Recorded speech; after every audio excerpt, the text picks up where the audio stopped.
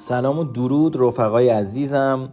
همون جوری که قول داده بودیم بهتون که راجع به برنامه ریزی یه صحبت مفصل داشته باشیم، امروز در کنارتون خواهم بود. یه چند تا نکته خیلی باحال و قشنگ در مورد برنامه ریزی خواهیم گفت، گپ خواهیم زد و اینکه فقط راجع به کنکور و درس خوندن و این داستانا نیست. امروز قراره راجع به کل پروسه برنامه ریزی و تاثیرش توی زندگیمون حرف بزنیم. از منابع متفاوتی کمک گرفتیم برای صحبت هامون که شما هم اطلاعات کافی رو به دست بیارید. خیلی خوشحالم که همراهتون هستم. پس خواهش میکنم که کاملا تک تک نکات رو گوش بدید. فرصت زیادی ازتون نمیگیره. حتما یادداشت بکنید و غیر مسئله یادداشت کردن حتما عمل بکنید، چون عمل کردن به این موضوعات خیلی مهمتر از نوشتنشه. خب همونجور که میدونید خیلی همون مشکل برنامه‌ریزی داریم توی زندگیمون و شاید بتونم بگم نصف مطالب انگیزشی جهان ربط داره به همین موضوع برنامه‌ریزی و اینکه انسان چجوری برنامه‌ریزی بکنه و چجوری مسیر موفقیتش رو از قبل پیش بینی بکنه که حداقل شکست نخوره. آقای مجتبی شکوری خیلی خوب میگه آقا برنامه‌ریزی یعنی معماری زندگی و این واقعیت بچه‌ها. اگر برنامه‌ریزی درستی نباشه انگار شما یه دکور اشتباهی چیدی، انگار یه مهندسی اشتباهی کردی توی زندگیت و مطمئناً آسیب خواهی دید. بدون حساب و کتاب داری میری جلو و خودت هم میدونی خب بدون حساب و کتاب جلو رفتن همیشه یه جواب منفی توش هست توی آینده انسان. و حالا شاید بپرسی که آقا اصلا مهمترین چیز در برنامه‌ریزی چیه؟ اصلا چرا ما به برنامه هامون عمل نمی کنیم؟ چرا آقای بخشی برنامه ریزی می کنیم ولی در انجامش همیشه مشکل داریم؟ بچه همیشه اشاره شده به این موضوع که مهمترین اصل در برنامه ریزی عمل کردن تحت هر شرایطیه.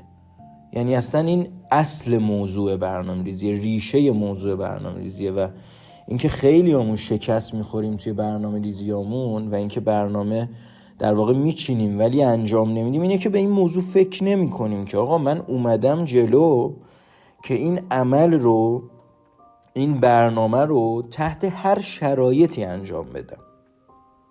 متاسفانه خیلی بهونه میاریم. یه مثال بزنم براتون که خیلی جاها هم بهش اشاره شده.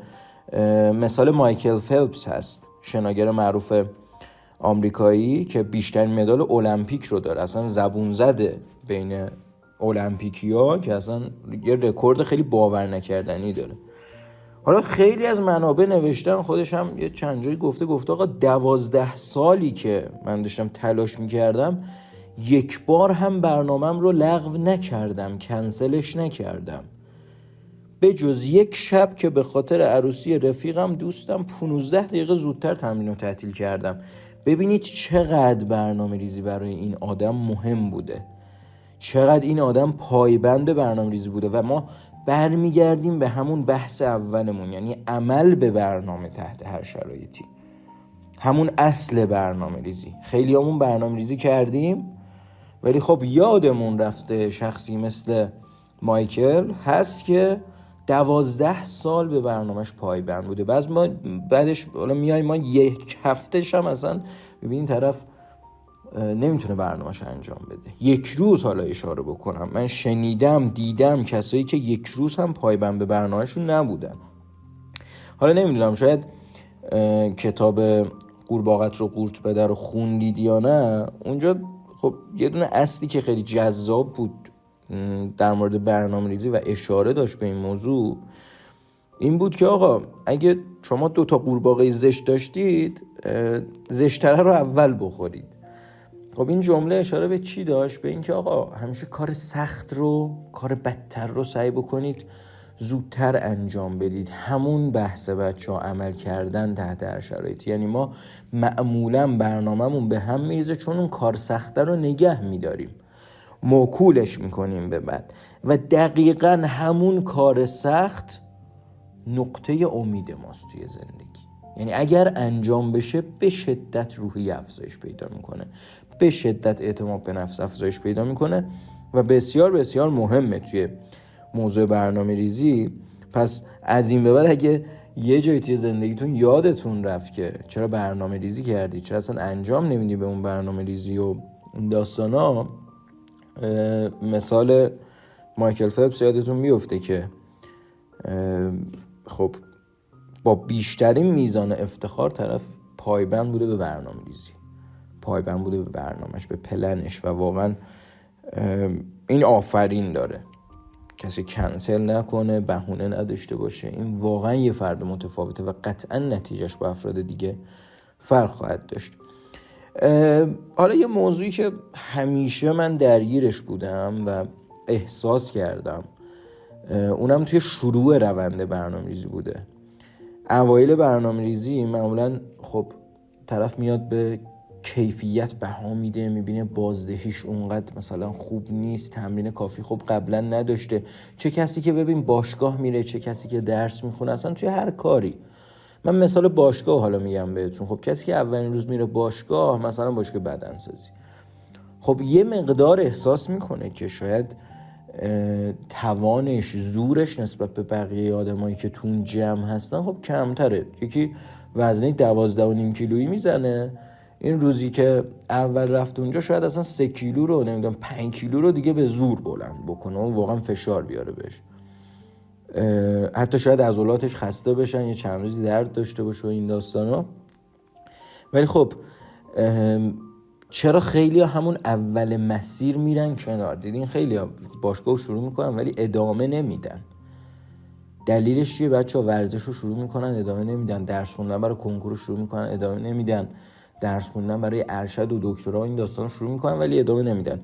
دلیلش اینه که همون اول کار به کیفیت بها میدی. ببین خیلی مهمه این واژه تو ذهنت باشه، گور بابای کیفیت در اول مسیر. ببین اینو دارم به توصیه میکنم، اول مسیر خیلی معذرت میخوام یه مقدار خرکاری لازمه یه مقدار خودتو بکشی، اذیت بکنی، اصلا اذیت شی، عذاب بکشی. چرا؟ چون باید اولش به اون رونده عادت بکنی. از همون اولش گیر بدی به کیفیت داستان خب نمیشه. من میگم کیفیت رو اولش لحاظ نکن، سعی کن اول ساعت زیادی براش وقت بذاری، تایم زیادی براش وقت بذاری که در واقع عادت بکنی به اون شرایط. گفتم گوره بابای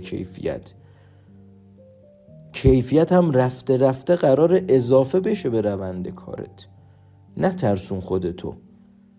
و این مسئله دیگه این که از همون اول برنامه ریزی اون زمانی که اختصاص میدی رو باید مقدس بدونی. خیلی تایم ارزشمندی رو داری لحاظ میکنی، تو عمرت داری. ببین تو از ثانیه های زندگیت، از دقیقه های زندگیت داری میگذری به خاطر اینکه یه کاری رو انجام بدی.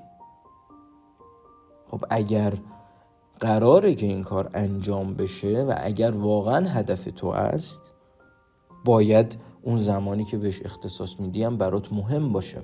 گفتم مقدس باشه برات، ارزشمند باشه، یعنی بها بدی به کاری که داری انجام میدی. خیلی مهمه که واقف باشیم به این موضوع که زمان ارزشمندترین چیز توی زندگیمون و ما وقت نداریم. الکی مثلا میگم خب من 2 روز برم درس بخونم، کتابخونه ببینم چی میشه. ببین این شخص ارزش نمیده، این شخص اهمیت نداره زمانش برای خودش، اصلا تایمش براش گلد نیست. به قول خودمون آقا و زمانی که میگیم وقت طلاست، برای این طلا نیست واقعا دیگه. همینجوری داره میگذرونه زندگیشو، عمرشو، و در آینده قطعا تایم های خیلی بیشتری رو تلف خواهد کرد. موضوع بعدی که توی انجام برنامه‌تون خیلی خیلی به شما کمک میکنه، بازم میگم چه در درس خوندن، چه در ورزش کردن، چه در اصلا شغلتون، در هر چیزی. دیدید دیگه شغلای مختلف خب مکانهای متفاوت دارن. مکانیک خب چه یه مغازه است، نمیدونم دبیر محل کارش مدرسه است. بحث مکان مخصوصه. ببین برای هر کاری یه مکان مخصوص باید وجود داشته باشه. کسی که برای کنکور مطالعه میکنه خب یه میز مخصوص مطالعه داره، اتاق داره، کتاباشو جمع کرده یه جا، یه نظم خاصی داره تو مکان. چرا این موضوع هست؟ ببین زمانی که وارد اون مکان میشه طرف، ناخودآگاه حس انجام اون کار بهش دست میده.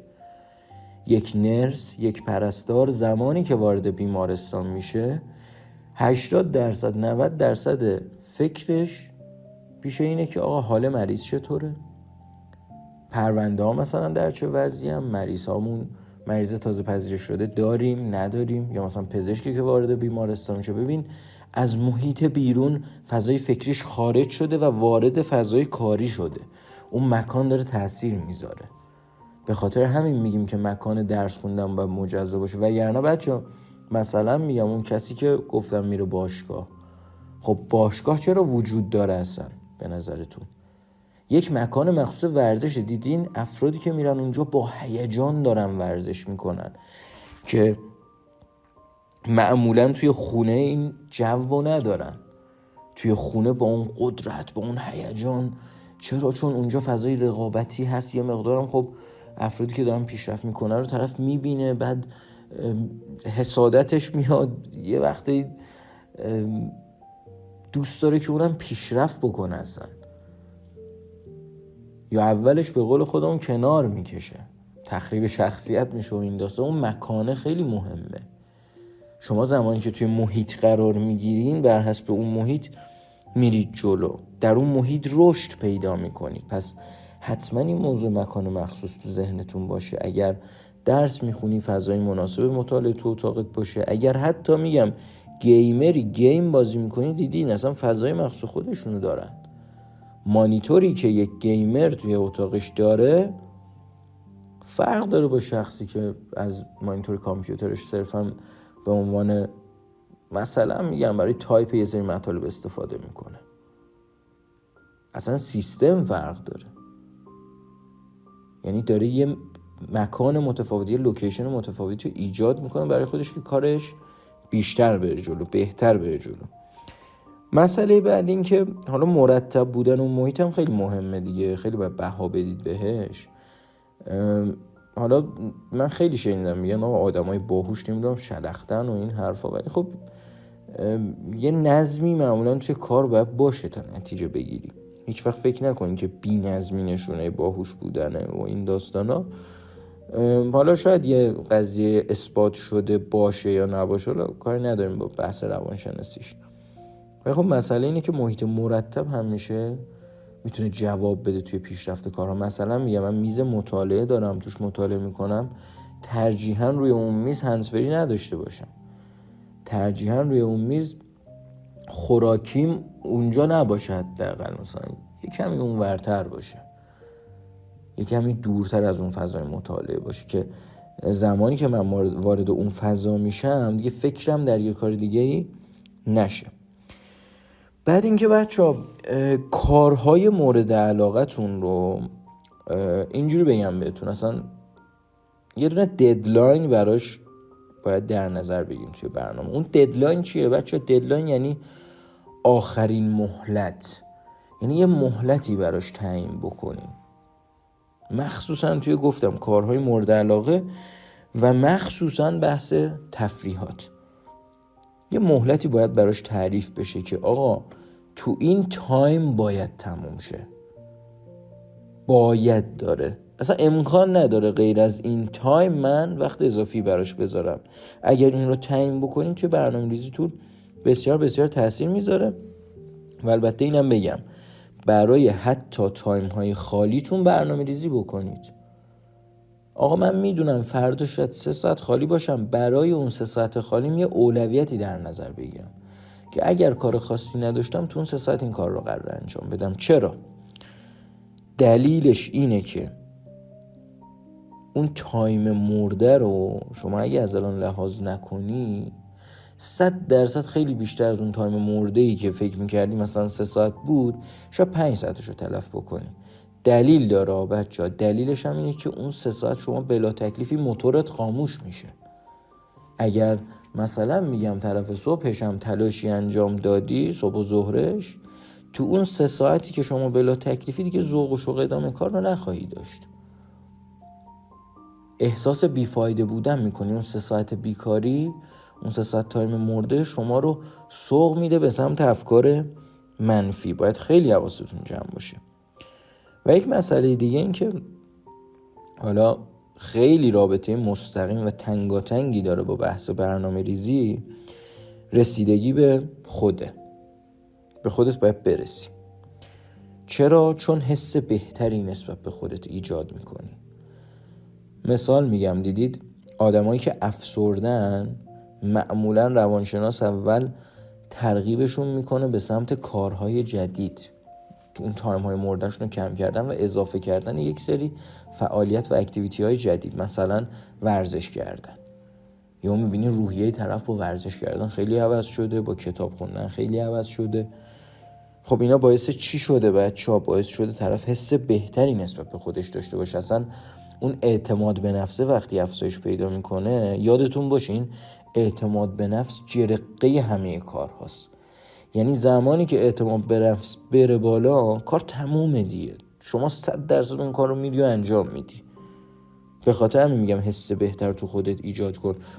ببین درسته شاید صبح زود بیدار شدن خیلی سخت باشه، مخصوصا برای کسی که عادت نکرده، و اگه 2-3 روز این کار رو انجام بده، به خاطر اینکه حس بهتری ایجاد میشه در وجودش، به خاطر اینکه خب زودتر بیدار شده برای اهدافش بجنگه، اعتماد به نفسه میره بالاتر و این خیلی حس لذت بخشیه. این حس لذت بخش باعث میشه که ایشون بیاد توی انجام برنامه‌ش هم سعی بکنه که کامل عمل بکنه، خیلی خوبتر عمل بکنه، بهتر عمل بکنه تا اون حس رو دوباره تجربه بکنه. ذهن انسان همیشه میره به سمت لذت ها و اون حس لذتی که زمان تلاش کردن و افزایش اعتماد به نفس شما داری، اعتیاد بهش پیدا خواهی کرد. مطمئن باش. اگر تجربه نکردی سعی کن تا این هفته تجربه بکنی. 100% کسی که حس لذت موفقیت و پیشرفت رو داشته، یه اعتیاد خاصی هم بهش پیدا کرده و دوست داره دوباره اون تکرار بشه. همه اینا رو گفتم که بگم که آقا برای خودت هم وقت بذار. نگو فقط باید فلان کار رو انجام بدم. نه، گاهن فیلم دیدن لازمه، گاهن یک تغذیه خوب، اصلا گاهن با رفیقات بری بیرون، نمیدونم تفریح داشته باشی، سینما بری، نمیدونم گشت و گذار. این داستان ها نباید خیلی تایم تو بگیره که در واقع اونو بیایم تایم مورد حساب بکنیم، ولی رسیدگی به خود حساب میشه توی روند روحیه شما، خیلی تأثیر گذار. توی کتابی اشاره شده بود به این موضوع که کارهای روزانه‌تون رو حتما اولویت بندی بکنید. حالا اینو خیلی جاش شنیدیم، ولی ادامه موضوع جالبه که میگه اگه شما تمام توجه و تمرکزتو روی کارهایی که میخوای معطوف بکنی، در نهایت به یک چیزی میرسی و اون خیلی لذت بخشه و اون هم اینه که رویاهای کودکیت به واقعیت تبدیل میشه. اصلا همین یه جمله برای به نظرم چندین ماه تلاش کردن پشت سرم کافیه. یه جمله است ولی یه دنیاست، اینکه رویاهای کودکیت به واقعیت تبدیل بشن. خیلی ها میگن آقای بخشی من خب دوست دارم پزشک شم. شاید مثلا میگم به ازای خب 150,000 نفر 200,000 نفری که توی مثلا منطقه 2 کنکور تجربه شرکت میکنن، شاید واقعا بیشتر از نصفشون و شاید همهشون هستن علاقه دارن به رشته پزشکی. ولی خب مسئله اینه رویای کودکی بوده، ولی کی قراره اینو به واقعیت تبدیل بکنه؟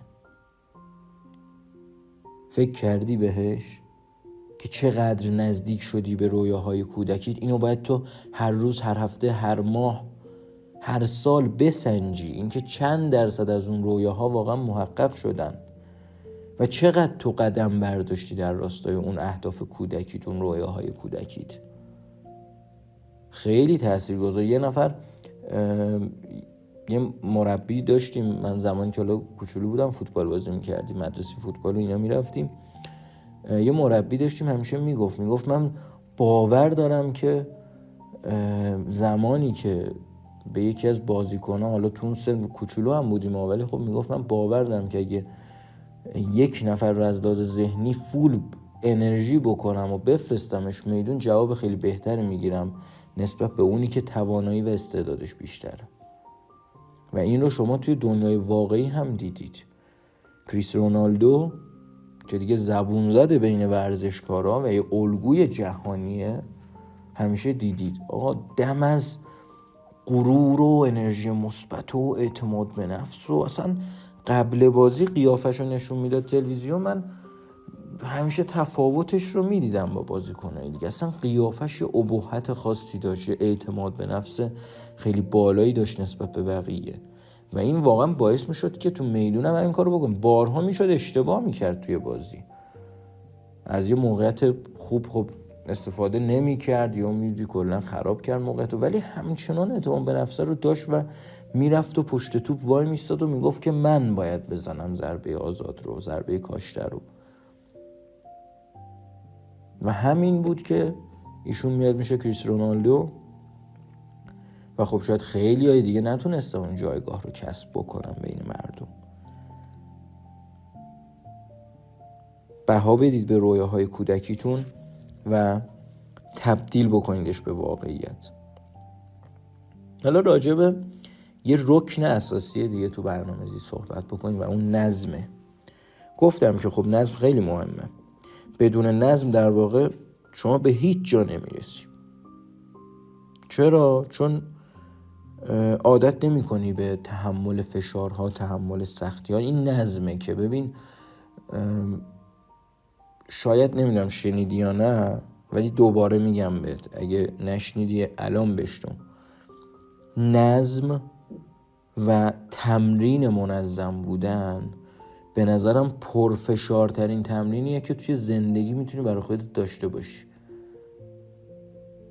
واقعا منظم بودن خیلی سخته و در عین حالم راحته. بعد اینکه دیگه روی غلطک افتاد دیگه نمیتونی اون آدم رو از اون راه جدا بکنی، عادت میکنه، اصلا کل زندگیش میفته رو اون غلطک منظم بودن. اگر منظم نباشی چه اتفاقی میفته؟ بیا اینو بررسی بکنیم. بعد از کوچکترین فشار توی زندگی تسلیم خواهی شد، چون واقعا پلن نداری، منظم نیستی و حرکت بعدیت هم معلوم نیست. خب توی شطرنج دیدید معمولا فکر میکنم و بازی میکنم. اگه شما حرکت بعدی تو حدس نزده باشی و فکر نکردی باشی بهش، 100% بازنده بازی خواهی بود. این اولین مسئله. مسئله دوم، اصلا تعریف انضباط اینه که بچه‌ها کاری که ازش متنفری و طوری انجام بدی که انگار عاشقشی. اصلا منظم بودن اینجاش سخته. من متنفرم مثلا زبان انگلیسی بخونم، باید جوری اونو انجام بدی که انگار عاشقشی، انگار واقعا یکی از بزرگترین اهداف زندگیت تو اون 1-2 ساعتی که داری مطالعه میکنی. از خیلی چیزا متنفریم ما توی زندگیمون. بذار یه مثال بزنم بهتون. ورزشکارهایی که رژیم‌های غذایی سخت میگیرن، مخصوصا توی فکر کنم رشته بدنسازی خیلی رژیم‌های طاقت فرسایی وجود داره. خب به نظرتون اون طرف دوست داره واقعا اون رژیم سخت رو؟ دوست داره که مثلا فقط سبزیجات بخوره یا مثلا برنج نخوره؟ نه، راضی نیست، دوست نداره. ولی چون هدف داره، چون برنامه داره و چون میخواد، اشاره کردم، اون رویای کودکیش تبدیل به واقعیت بشه، مجبور منظم باشه و به خاطر اون منظم بودن باید کاریو که ازش متنفره کاملا عاشقانه و با علاقه انجام بده. اینجاست که تفاوت اون فرد با نفر بعدی مشخص میشه. میشه فرد برنده. نقطه جدایی بازنده و برنده به نظر من همین تحمل کردن کارهاییه که دوست نداری. کنکوری که تست نمیزنی، میگی من دوست ندارم تست بزنم، وقت نمیشه و 1000 تا بهونه میاری برای تست زدن. حواست جمع باشه. اگر این کار رو انجام ندی، اگر این کاری که ازش بدت میاد رو انجام ندی، مطمئن باش تو جواب نخواهی گرفت. طرف میاد میگه آقا فلان درس، خب من رشتم تجربیه، چه ربطی به ریاضی داره، من چرا ریاضی بخونم؟ خب زمانی که این قانون کنکور تو مجبوری انجام بدی، خب قبول، شاید یه نفر ریاضی دوست نداره، یه نفر عربی دوست نداره، یه نفر زبان انگلیسی دوست نداره، ولی خب برای پیشرفتت همه اینا لازمه. اگر متنفری با ذوق و شوق بیشتری اتفاقا اون کار رو انجام بده، 100% نتیجه بهتری خواهی گرفت. و اینکه خیلی دیدم راجع واژه انگیزم بگم بهتون، این روزا نمیدونم چرا انگیزه شده خودش یه بهونه برای عقب موندن از زندگی. یعنی به بهانه انگیزه نداشتن خیلی کارا رو انجام نمیدیم، دور میشیم و ته ماجرا وقتی میپرسیم از این نفر خب چرا انجام نگرفت این کار، چرا تنبلی کردی، چرا خب به هدفت نرسیدی، 1000 تا بهونه میگه پشت سر هم میبافه و آخر سر میرسه به این که آره به خاطر این اتفاقا بود که من دیگه انگیزه نداشتم، اصلا یه روز خوب بودم ولی 4-5 روز انگیزه نداشتم. ببین این شو بهونه، شما داری انگیزه رو بهونه میکنی. ببین مهم نیست احساست چیه، اینو بفهم، به هیچ عنوان مهم نیست که احساست چیه. اگه قرار باشه بر حسب احساست تو بری جلو، شکستاتو از الان بپذیر. انگیزه بهانه است. یه جایی خیلی یه نفر توی اینستاگرام یه جمله خیلی خوبی میگفت که هممون منتظر یک انرژی و یک انگیزه هستیم تا یک کاری رو شروع بکنیم، فارغ از این که تا زمانی که یک کاری رو شروع نکنیم اون انگیزه و اون روحیه در ما ایجاد نمیشه. خیلی خوب گفته اینو. شما تا زمانی که توپو نذاری جلوی پات، 100 تا شوت نزنی به اون توپه، یاد نمیگیری چجور شوت بزنی. اصلا انگیزه و این داستانا مهم نیست اینجا. باید شروع بکنی، باید قلقش بیاد دستت، بعد اینکه قلقه اومد دستت ببین چقدر پرانگیزه میشی، چقدر با روحیه میری جلو. ببین ایراد اصلی ما اینه که هممون منتظریم، در انتظاریم که مثلا یه سری اتفاقا بیفتن تا من شروع بکنم. آقا من مثلا کسی که میخواد ورزش شروع بکنه، من باید برم باشگاه ثبت نام بکنم. خب باشگاه از خونمون دوره، نمیدونم اذیت میشم، روزایی که خستم نمیتونم برم. یه کسی که کنکور میده، خب من تایم ندارم مثلا فیلم آموزشی ببینم، وقت نمی کنم آقای بخشی جزوه کلاسامو مطالعه بکنم. خب این چه وضعشه؟ گفتم مثلا احساس تو مهم نیست. اگر هدف داری احساس تو مهم نیست. ببین یک چیزی گفتم خیلی مهمه توی عمل به برنامه‌ریزی، اون منظم بودنه. دومین چیزی که این وسط خیلی خیلی خیلی مقابله باهاش سخته، مثل همون منظم بودنه که خیلی سخت انجام دادنش، مقابله با احساسات. مقابله با احساسات رکن دوم اون سختی هست که در روند برنامه‌ریزی شما قراره تحمل بکنی و شاید خیلی ها رو فراری بده از اینکه با برنامه برن جلو.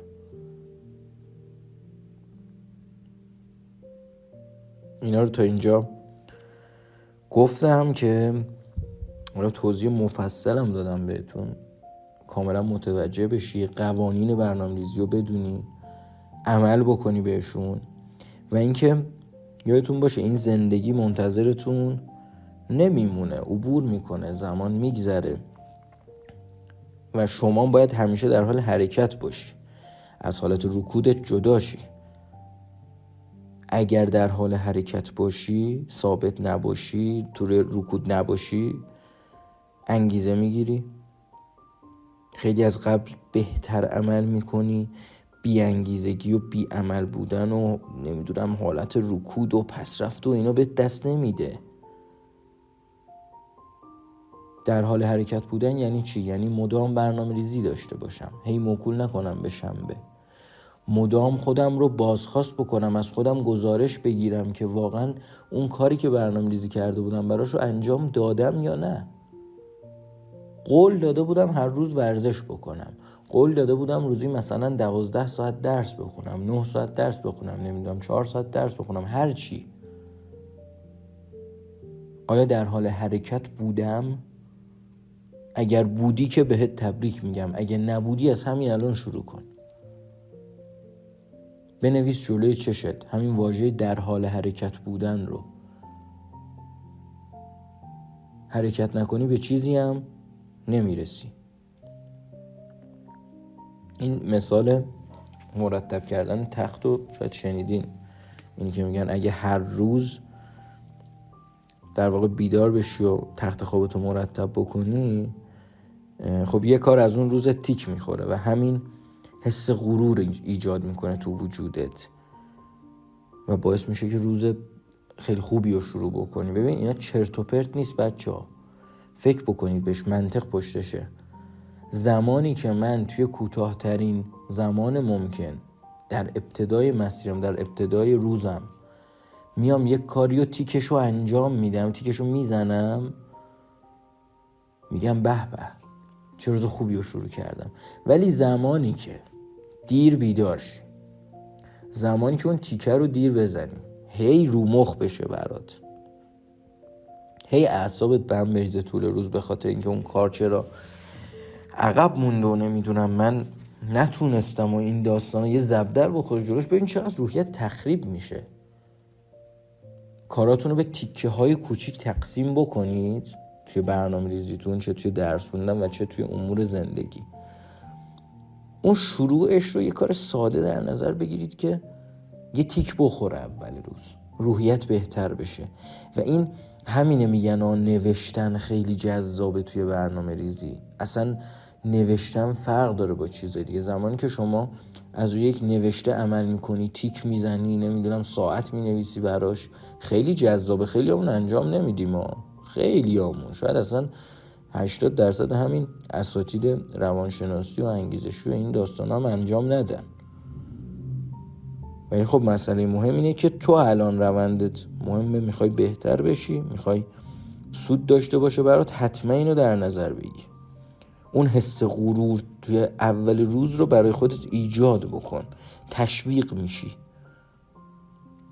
حتی اگه روز خوبی هم نداشته باشی، شب که میای و تختتو میبینی که مرتبه، حالت خوب میشه که حداقل یک کار توی اون روز درست انجام شده. میگن از چیزای کوچیک برای خودتون انگیزه بسازید. دقیقا همین مثاله، همین مورده. توی روند مطالعاتیت شروعت رو خب یه دونه نیم ساعت اول رو مثلا میگم اختصاص بده به 10 تا تست مطالبی که قبلا خوندی و مسلطی بهش. سریع یه 10 تا تست بزن، ببین جذابیت رو، ببین بلدی، انگیزت بیشتر بشه، بری سراغ مباحثی که بلد نیستی و باید وقت بذاری و مطمئناً ایمان میاری به خودت که من اگر وقت بذارم جواب میگیرم. و نکته آخر این که بچه‌ها، اون چیزی که توی برنامه ریزی و این که عمل کردن به برنامه ریزی خیلی مهمه، به محیط اشاره کردم ولی بذارید یه مقدار جزئی تر بگم بهتون. با کسایی بگردید که شما رو مجبور به پیشرفت بکنن. یکی از زیر مجموعه های همین محیط اطراف، آدمان اطرافیانتونن. یه سری هستن که شما رو مجبور به پسرفت میکنن، انقدر طرف قر میزنه، انقدر انرژی منفی میده، انقدر حاشیه ایجاد میکنه، شما دیگه بدت میاد از انجام یک کاری، هی میگی وای سخته، نمیدونم ای وای اینجوری شد اونجوری شد. توی بچه کنکوری خیلی پیدا میشه، مثلا این طرف یه رفیقی داره هر روز میاد مدرسه میگه که وای بچه‌ها میدونید چی شد، مثلا عمومی‌ها رو حذف کردن، نمیدونم نه عمومی‌ها برگشت، دیروز میگفتن تاثیر معدل قرار 70-80% شو این داستانه. بابا ول کن، قرار باشه با حرف بقیه بری جلو که از الان خودتو بازنده بدون. توی محیطی باشید، بین آدمایی باشید که شما رو مجبور به پیشرفت بکنن. دقت کردین؟ اکثر اونایی که میرن توی تیم‌های بزرگتر بین ورزشکاران بیشتر رشد میکنن. چرا؟ چون توی محیطی قرار میگیرن که درصد افرادی که میخوان موفق تر بشن خیلی بالاتره. توی یه فضای رقابتی قرار میگیرن. به خاطر همین میگم توی جمعی باشید که شما رو مجبور بکنن به پیشرفت کردن. مجبور کردن این نیست که بیاد جلو روت وایسته بگه پیشرفت کن. نه، طرف انقدر به خودش بها بده که تو هم ببینی و درس بگیری که آقا من باید به خودم برسم، باید برنامه ریزی داشته باشم، باید نظم داشته باشم، باید رویاهامو محقق بکنم. اینا بحث انگیزشی نیست بچه‌ها، اینا بحث زندگی و لایف استایل ماست که خیلی دور شدیم، خیلی همون ازش دور شدیم و نمیدونیم داریم چی کار میکنیم. پشت کنکوری هستی، میشینی درس بخونی، شروع میکنی برای کنکور، صبح ساعت 11 بیدار میشی. زمانی که بیدار میشی اصلا برنامه ریزی نداری، بدونی که چی قراره بخونی، کی تست بزنی. ظهر میشه، نهارتو میخوری، یکم میخوابی، بیدار میشی، دوباره نمیدونی چی بخونی و شب میشه و میگی خب از فردا قراره بهتر کنم. نه، این نیست اون قانونی که امروز برای تو من شرح دادم و گفتم در مورد برنامه ریزی. نه نظم داری، نه اهمیت میدی به رویاها، نه توی حرکتی که پسرفت نکنی، رکود نکنی، نه اصلا تیک میزنی برای کارات که اعتماد به نفست بره بالاتر. ببین، نه غرور داری راجع به انجام کارت، نه واقعا مطمئنی که یه چیزی رو بلدی، خب پس نتیجه نمیگیری دیگه. اینا زنجیروار به هم وصل شد بیاد برسه به این که تو نتیجه نگیری. ولی اینا رو اوکی کن، همین تغییرات کوچیکی که بهت گفتم، ببین چقدر زندگیت متحول میشه. یک برنامه ریزیه و این همه تاثیر مثبت توی زندگی. پس ازتون خواهش میکنم در مورد برنامه ریزی خیلی فوکوس بکنید و مطالب بروز یاد بگیرید.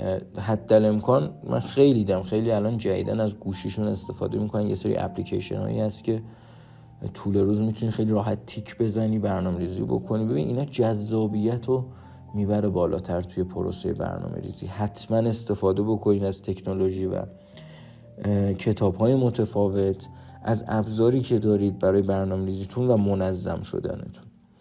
امیدوارم که خیلی مفید بوده باشه مطالب براتون. حدود 40 دقیقه وقتتون رو گرفتم ولی سعی کردم حالا خیلی خلاصه تر راجع به این موضوعات صحبت بکنم. انشالله توی جلسه های بعدیمون، توی صحبت های بعدیمون، گپ های بعدیمون خیلی راجع به این موضوعات بیشتر قراره صحبت بکنیم، جزئی تر صحبت بکنیم. ولی خب شما باید عمل بکنید، شما باید انجام بدید تا ما هم خوشحال بشیم. اگر مطالب مفید بوده براتون حتما با کامنتاتون ما رو خوشحال بکنید، با بازخورداتون ما رو خوشحال بکنید.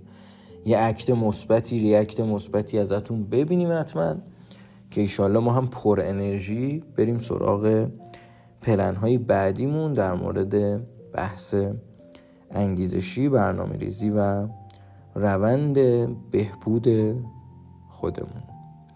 امیدوارم که همیشه موفق باشین. یادتون نره احمد رضا بخشی هستم و تو این جلسه در مورد برنامه ریزی صحبت کردیم. در جلسات بعدی هم همراه من باشید. خدا یار و نگهدار.